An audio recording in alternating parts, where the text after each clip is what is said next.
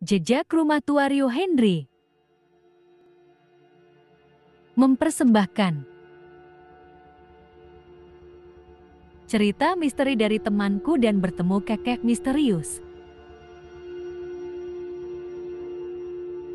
Baiklah teman-teman yang ingin dengar kisah ini tentang cerita dari temanku, ini kisah misteri, tapi sebelum lanjut yuk bantu subscribe dan like, agar Teras TV bisa semangat buat nulis cerita. Cerita-cerita misterinya, oh ya jangan lupa ngopi, oke.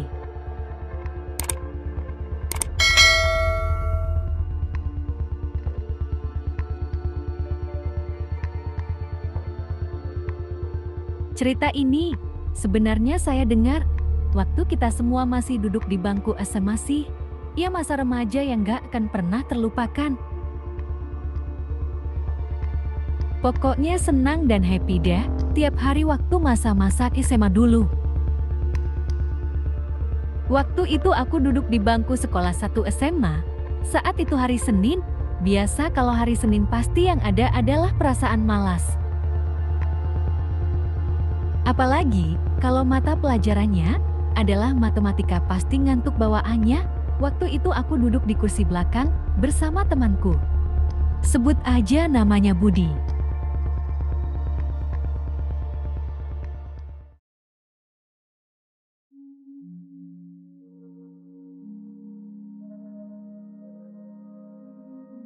Temanku itu bawaannya asyik sih. Orangnya santai dan selalu enjoy. Kadang-kadang usil juga, dan dia duduk di sebelah kananku, agak depan sedikit nomor 2 dari belakang.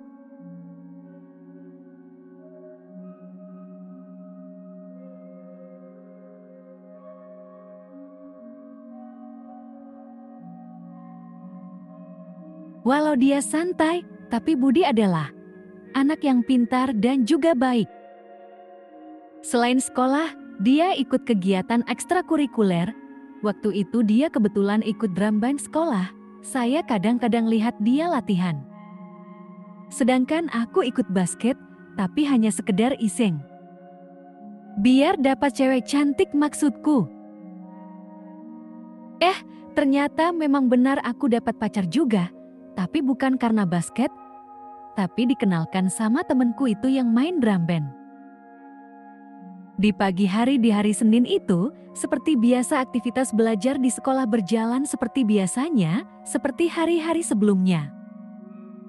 Murid-murid SMA kelas 1 waktu itu sedang mengikuti pelajaran matematika di ruang yang lokasinya agak ke ujung gedung itu. Dan banyak pohon-pohon yang ditanam di sekolahan itu, J3 begitu panas.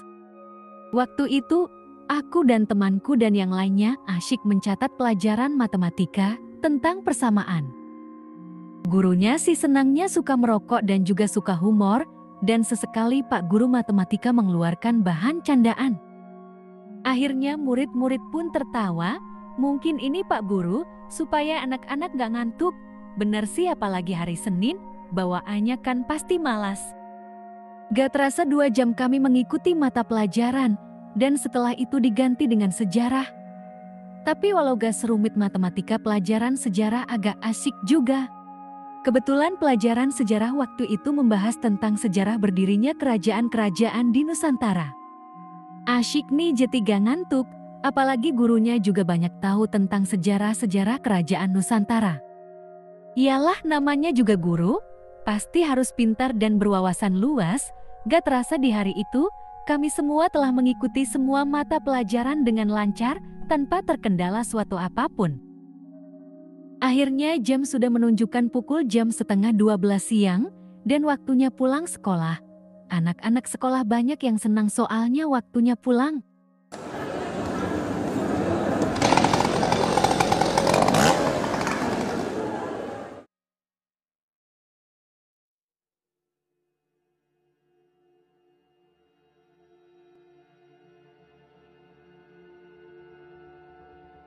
Seperti biasa, setelah pulang sekolah, biasanya ada yang langsung pulang.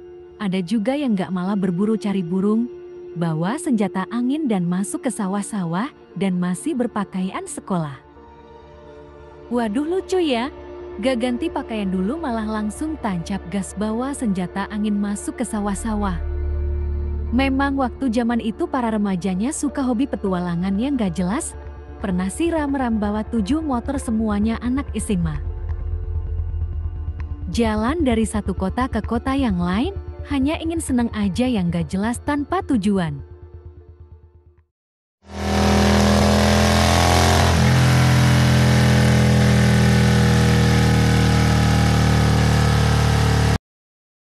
Kalau masalah yang berburu itu, kata temanku lokasinya yang dekat jembatan itu sedikit gawat, memang di situ ada siluman buaya putihnya. Pernah terjadi sebuah kejadian yang dialami oleh temanku ketika itu di sore hari setelah habis maghrib. Posisi jembatan itu sebenarnya adalah sebuah penghubung antara sebuah jalan ke jalan yang lain yang dipisahkan oleh sebuah sungai. Daerah itu sudah lama terkenal angker. Pada hari itu suasana agak gerah atau panas. Sebenarnya jembatan itu termasuk akses penghubung jalan raya. Tiap tahun sering terjadi kecelakaan lalu lintas. Dan banyak cerita seram sih tentang jembatan itu. Baiklah sore itu, setelah habis maghrib biasanya temanku selalu menutup gudang tempat beras dan jagung yang merupakan hasil dari pertanian. Banyak orang-orang desa yang sering menggiling padinya ke tempat temanku, karena murah dan dekat dengan jarak rumah mereka tinggal. Setelah menutup gudang dan mengunci kedua pintu gudang yang cukup besar dengan sebuah gembok, dan setelah itu Budi mengambil air wudhu untuk sholat maghrib, karena tadi habis bersih-bersih gudang. Jadi Budi agak telat melakukan sholat maghribnya. Setelah sholat dia menuju ke dapur untuk bertemu ibunya. Tak berapa lama Budi ditawari ibunya untuk makan malam. Karena ibunya sudah masak pindang goreng dengan sambal tomat yang pedas. Dan Budi makan dengan lahapnya masakan ibunya itu. Setelah kenyang Budi duduk di teras rumahnya sambil santai menunggu saudaranya yang katanya tadi dari luar kota. Kemudian Di pun berjalan untuk membeli rokok di warung depan. Situasi sore itu cukup ramai. Memang posisi rumah Budi itu dekat pinggir jalan raya. Jadi situasi ramai dengan kendaraan lalu lalang. Tapi sudah biasa tinggal di rumahnya yang pinggir jalan itu. Sebenarnya rumah itu adalah rumah mbah perempuannya, dan ada toko juga yang mbahnya sering jualan. Setelah beli rokok, kemudian dia balik ke rumahnya yang tidak jauh dari warung itu, dan dia ingin membuka pagar rumah. Ketika dia akan membuka pagar rumah, ada sebuah bis dari arah timur mau ke barat. Tiba-tiba berhenti di dekat tengah-tengah jembatan tadi. Dan Budi pun melihat bis itu. Jarak rumah Budi dan jembatan itu hanya sekitar 30 meter. Dan dari bis yang berhenti tiba-tiba di tengah-tengah jembatan tak berapa lama, turunlah seorang perempuan berkerudung dengan membawa tas, dan sepertinya dia memang turun di jembatan itu. Aneh, sahut Budi curiga, belum pernah Budi melihat penumpang bis turun di jembatan, dan sangat jarang sekali, dan bahkan belum pernah ada penumpang turun di tengah jembatan. Dan ternyata benar, setelah bis itu meninggalkan perempuan berkerudung, Budi nampak syok dan kaget. Alangkah terkejutnya Budi melihat perempuan itu langsung terjun ke sungai dari atas jembatan. Dan Budi pun memberanikan diri untuk memastikan apakah itu orang atau bukan. Dia pun langsung berjalan untuk memeriksa dan melihat perempuan itu di sungai. Setelah melihat-lihat dari atas sambil berpegangan besi jembatan, nampak tidak ada tanda-tanda ada orang di bawah sungai, dan sungai pun tampak tenang, tidak seperti terjadi apa-apa. Budi pun merasa merinding. Akhirnya Budi pun bergegas kembali ke rumahnya itu, sambil mengeluarkan satu bungkus rokok dari saku celananya. Astagfirullahaladzim, sahut Budi, siapa perempuan itu, apakah dia? Dengan tangan sambil gemetar memegang rokoknya. Memang teman-teman di tempat Budi temanku itu, sering ada penampakan siluman buaya putih di sungai itu dengan bermacam-macam cerita. Memang sudah terkenal angker lokasi jembatan itu. Bahkan waktu pembangunan jembatan itu sendiri, sudah banyak yang memakan korban. Biasanya kalau lagi habis pulang sekolah, Budi sering ngajak temannya berburu dengan senjata angin melewati jembatan angker itu. Dia pun pernah bercerita sama saya, kalau waktu kecil masih umur 11 tahun, dia sama saudaranya sering berenang di sungai itu.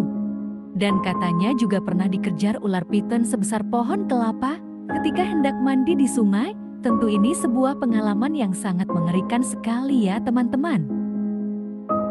Baiklah teman-teman, saya akan lanjutin lagi sih ceritanya temanku ini pada bagian yang kedua.